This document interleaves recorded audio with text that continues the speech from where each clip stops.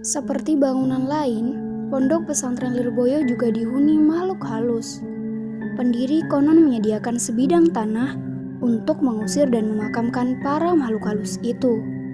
Dikenal dengan nama Kuburan Dempul. Kuburan Dempul berada di sebelah utara kawasan Pondok Pesantren Lirboyo dan ditumbuhi sejumlah pohon rindang. Dalam perkembangannya, Kuburan Dempul juga menjadi lokasi pemakaman mayat tanpa identitas yang sebelumnya disemayamkan di RSUD Gambiran Kota Kediri.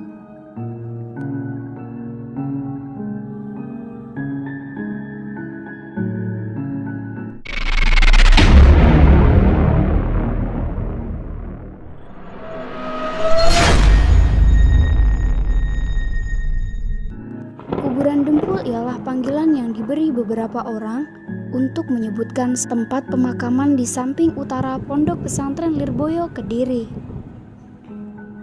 Arti Dempul datang dari kata dengkul yang berarti lutut, di mana semua jenazah yang dimakamkan dalam tempat itu cuma sedalam lutut orang dewasa. Kuburan Dempul tidak sama dengan penampakan kuburan biasa. Di sini, tidak ada satupun batu nisan yang terlihat. Jasad-jasad tidak diketahui itu dikubur di bawah rimbunan pohon yang kosong. Seringkali, beberapa penggali menemukan tulang manusia karena menggali dalam tempat yang sama, juga dengan kuburan awalnya.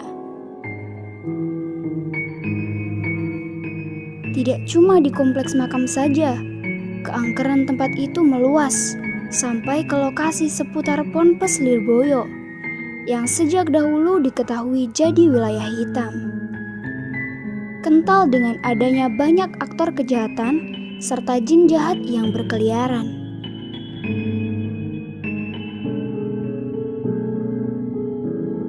Kiai Haji Abdul Karim membangun Ponpes di Lirboyo serta mengumandangkan adzan untuk pertama-tama di tahun 1910.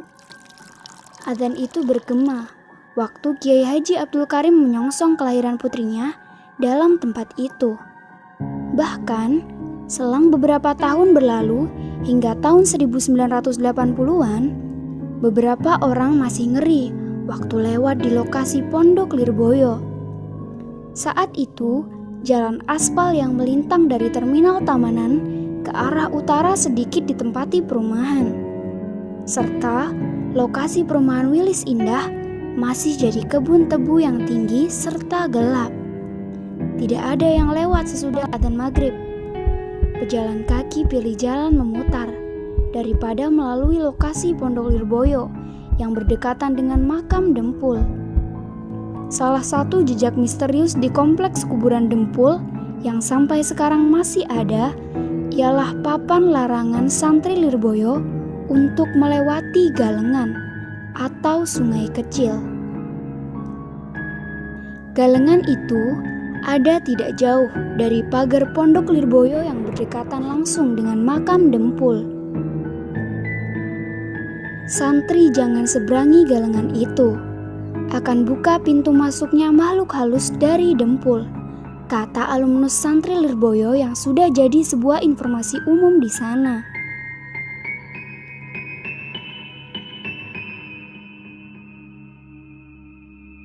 Menurut cerita yang beredar, jin-jin jahat yang ada di ruang pondok sudah dipindahkan oleh pengurus pesantren ke ruang kuburan Dempul. Hingga di sana jadi pusat kehadiran jin yang sering mengganggu manusia. Karena terdapat larangan bagi santri Lirboyo untuk mendekat, terlebih masuk di dalamnya. Ini setelah kuburan Dempul juga diyakini menjadi tempat penguburan jin jahat dan dedemit, di mana masuknya santri ke lokasi tersebut akan membuka peluang keluarnya dedemit. Biasanya, di Jalan Penanggungan, salah satu nama jalan pintas ke kuburan Dempul, sering di sana ada kecelakaan yang aneh-aneh. Atau mungkin pengguna jalan yang mendadak bisa dimintai bonceng oleh dedemit.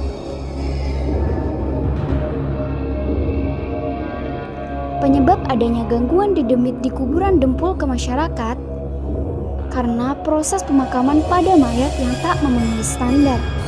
Di antaranya, dalam galian kubur yang sangat dangkal, proses pemandian dan pengkafanan yang seadanya, serta tidak adanya doa sesuai pemakaman. Istilahnya, di sana itu mungkin arwah penasaran, jadi sering mengganggu masyarakat. Siapa saja yang dengar nama kuburan Dempul tentu langsung merinding.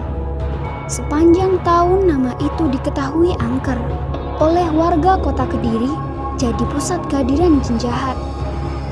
Kuburan Dempul memanglah bukan tempat pemakaman biasa. Jenazah yang disemayamkan dalam tempat itu ialah jasad-jasad yang tidak dikenal keluarganya. Dari mulai aktor kejahatan yang ditembak mati, sampai mayat tidak diketahui. Hingga kini, lokasi makam Dempul adalah tempat pemakaman bagi siapa saja yang mati, tidak diketahui identitasnya. Seperti ditemukan terhanyut di sekitaran Sungai Brantas atau korban kecelakaan yang lain. Mendengar kisah ini, meskipun kita sebagai manusia tercipta sebagai makhluk yang paling sempurna di antara makhluk Allah, tidak bisa serta-merta menjadikan kita sebagai sosok yang merasa lebih hebat dari makhluk lain, utamanya yang sebangsa makhluk gaib. Sebab ada banyak faktor yang menjadikan manusia tetap tidak bisa melawan hal-hal gaib yang berada di sekitarnya. Meski manusia itu telah bertitel sebagai seorang santri atau ustaz sekalipun.